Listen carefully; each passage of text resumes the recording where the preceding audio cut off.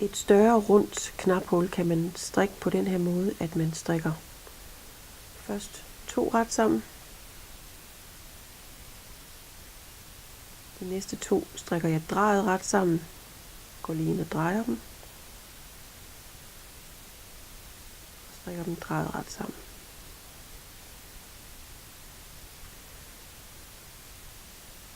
Så på næste pind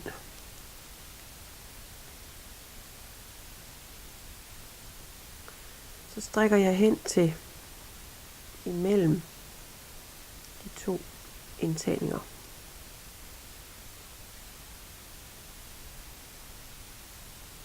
Jeg kan se, at jeg har mine 2 indtagninger der. Jeg strikker først over den ene, og nu er jeg så midt imellem dem.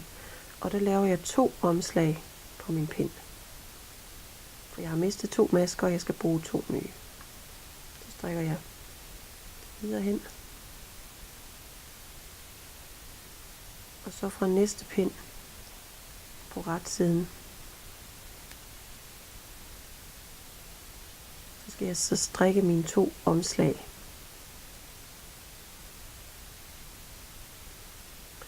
Og her strikker jeg det første omslag ret, og det næste omslag strikker jeg drejet ret, altså går ind bagi.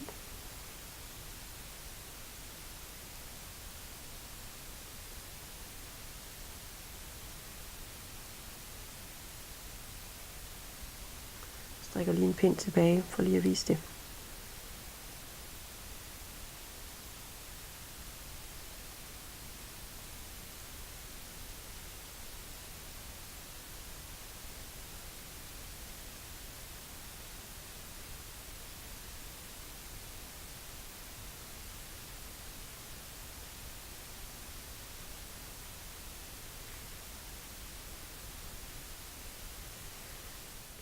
Sådan ser mit store runde knaphul ud.